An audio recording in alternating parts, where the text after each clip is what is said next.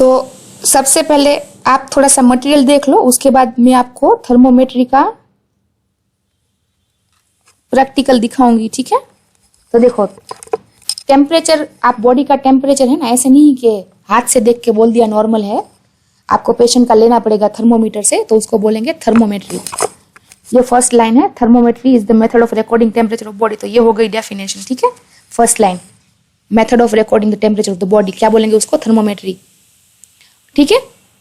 तो superficial temperature और core temperature, हमारा जो अंदरूनी टेम्परेचर है ना, हमारे हार्ट का, हमारे पेट का, वो कोर टेम्परेचर वो हमेशा मैनेज होता है ना 36 पॉइंट्स, ठीक है। ये हमारा नॉर्मल वैल्यू है 37 डिग्री सेंटीग्रेड।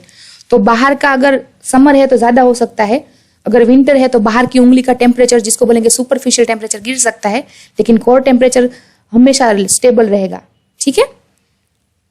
तो it is recorded using a clinical thermometer. तो आपको देखो भाई, एक तो वाइवा क्वेश्चन ये बनता है कि क्लिनिकल थर्मोमीटर में और लेबोरेटरी के थर्मोमीटर में क्या डिफरेंस है, ओके। तो वो मैं जब थर्मोमीटर हाथ में पकड़ूंगी तो वो आपको मैं बता दूंगी, है ना, ठीक है। चलो, और वैसे आपको पता ही होगा ये 12th का बेसिक क्वेश्चन है। अभी आपको ये फॉर्मूला याद रखना है, देखो ये फॉर्मूला आपको याद रखना है, ये बहुत बेसिक है, ठीक है। ये आपको देखो, आपको लगेगा कि मैं मेहनत क्यों करूं, ये टेम्परेचर का प्रैक्टिकल है ना, आपको मेडिसिन में भी आएगा, आप समझ रहे हो। ये ऐसा नहीं है कि सिर्फ फर्स्ट ईयर में ही आता है, ये सारा वापस जाके मेडिसिन में पढ़ना पड़ेगा और वहां पे भी ये प्रैक्टिकल आता है, ठीक है, ओके। तो देखो अपन एक्सिलरी टेम्परेचर और रेक्टल टेम्परेचर नहीं करते हैं, रेक्टल टेम्परेचर तो बच्चों में लेते हैं जनरली, उनका थर्मोमीटर भी अलग होता है, उसका ब्लड ज्यादा, रेक्टल यानी कि मड मार्क जो होते हैं उसको इंग्लिश में रेक्टल बोलते हैं, ठीक है, ओके। तो ये बच्चों में कॉमनली पीडियाट्रिक में लिया जाता है। तो ये जब आपको पीडियाट्रिक की टर्म आएगी ना, तब देखने को मिलेगा इसका थर्मोमीटर।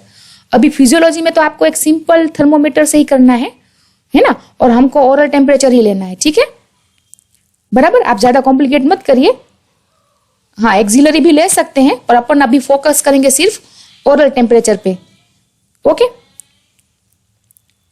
सो ये क्या बोल रहे हैं कि अगर आप ओरल टेम्परेचर ले रहे हो और पेशेंट अभी ताजा ताजा कॉफी पी के आया है या कोल्ड ड्रिंक पी के आया है, तो टेम्परेचर गलत आएगा, है ना। तो वेट करना है 5 मिनट। हाँ, वैसे कोई भी क्लिनिकल प्रैक्टिकल स्टार्ट करने से पहले आइडियल तो मेथड ये है कि पेशेंट को सांस लेने दो, नॉर्मल होने दो, वरना बीपी भी ज्यादा आएगा, ठीक है। फिर क्या है कि सैनिटाइजेशन का ध्यान रखना है, थर्मोमीटर का बल्ब वॉश करना है ना। फिर उसके अंदर पारा रहता है, मैं भी आपको दिखाती हूँ, तो बराबर उसको शेक करना है ताकि वो नीचे आ जाए, रेडी।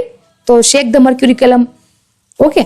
अभी डिजिटल थर्मोमीटर आ गए हैं, लेकिन बेस्ट तो अभी भी मर्क्यूरी थर्मोमीटर ही है। डिजिटल थर्मोमीटर में वेरिएशन ज्यादा होता है, पर मर्क्यूरी थर्मोमीटर का अच्छा है ना।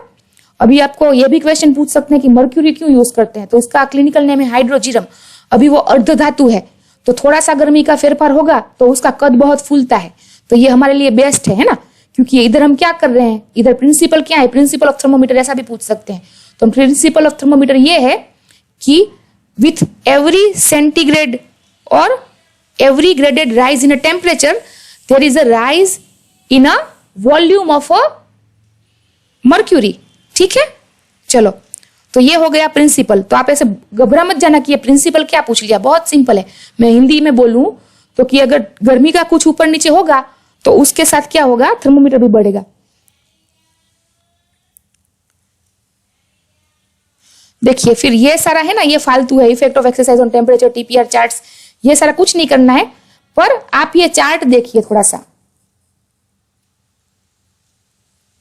ये थोड़ा ऊपर चला गया, सॉरी। क्यों, इसको स्पॉटिंग में पूछ सकते हैं, है ना। इसके अंदर देखो टेम्परेचर है, ये अगर आप कोई हॉस्पिटल में जाएंगे, हमने तो बहुत देखे हैं, अपन मेडिसिन में राउंड लगाते हैं, तो ये सारे चार्ट ऐसे पेशेंट के केस पेपर में जुड़े ही होते हैं, ठीक है। तो इसमें क्या है, चार्ट में देखो सेंटीग्रेड है, फिर टाइम है दिन का, तो पूरा देखो चार्ट बनेगा। अभी ऐसे चार्ट का क्या फायदा है, जैसे मलेरिया का पेशेंट है, तो इसमें अगर आपने पूरा हर रोज दिन में 3 बार टेम्परेचर लिया, तो उसका आपको पैटर्न दिखाई देगा कि हर दूसरे दिन पे या तीसरे दिन पे स्पाइक आ रहा है, तो मलेरिया है, ठीक है। टाइफाइड का पैटर्न अलग होता है। तो ये TPR, temperature, pulse and respiratory rate, इसका चार्ट का ये फायदा है, ठीक है। ओके, चलो, तो ये एक स्पॉटिंग हो सकता है, इसकी वजह से मैंने बताया।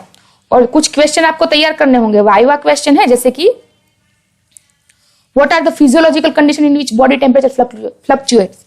इसका मतलब यह है कि कौन कौन सी परिस्थिति में टेम्परेचर ऊपर नीचे होता है, ठीक है, physiological, not fever, fever is a pathological. लेकिन दुनिया अपनी दिन की नॉर्मल स्थितियां, जैसे कि भाई अगर हम खाएंगे तो टेम्परेचर बढ़ेगा, है ना, हम सोएंगे तो टेम्परेचर कम हो जाएगा, अगर हम बाथ लेंगे तो टेम्परेचर कम हो जाएगा। तो फिजियोलॉजिकल कंडीशंस है ना, हाँ, तो फिजियोलॉजिकल कंडीशन तो आप ये तो प्रश्न बार बार आएगा कि physiological factors affecting temperature, physiological factors affecting BP, physiological factor affecting respiratory rate, ये पूरा शॉर्ट नोट भी हो सकता है। तो मैं इसका फॉर्मूला आपको बाद में बताऊंगी, ठीक है, कि ये कैसे याद रखना है। Now what are the common causes of fever, explain the mechanism of pyrexia in case of malaria. देखो अभी आप अपने आसपास देखो कि लोगों को बार बार क्यों आता है फीवर। वायरल फीवर हो सकता है, बैक्टीरियल फीवर हो सकता है, अभी तो कोरोना की वजह से फैल रहा है, तो that is a viral fever, ठीक है, रेडी। तो इतना आपके लिए काफी रहेगा। आप 2-3 डिसीज के नाम लिख दो। टाइफाइड में फीवर आता है, ज्यादा आप एक्सरसाइज करोगे, आपको जैसे आपको गर्मी लग गई, समर में आप बहुत घूम रहे हो, पानी नहीं पिया, तो भी आपका टेम्परेचर राइज हो जाएगा, ठीक है। Mechanism of pyrexia in malaria, देखो उसमें क्या है, मैकेनिज्म क्या है कि आरबीसी के अंदर वो जो उसके पैरासाइट है मलेरिया के, वो फलते फूलते हैं और फिर वो क्या करेंगे, आरबीसी को फोड़ देंगे अंदर से, तो आरबीसी बर्स्ट हो जाएंगे और वो पैथोजेंस ब्लड में रिलीज हो जाएंगे, अगेन दूसरे आरबीसी में घुसेंगे, वहां पे वो पलेंगे, वापिस वो उसको तोड़ेंगे। तो जब जब आरबीसी ब्रेक डाउन होंगे तो आरबीसी का मटेरियल जो है अंदर का वो खून में रिलीज होता है, तो उसको पायरोजेंस बोलते हैं, ठीक है। तो उसकी वजह से फीवर आता है, okay. What is hypothermia and what are its clinical use.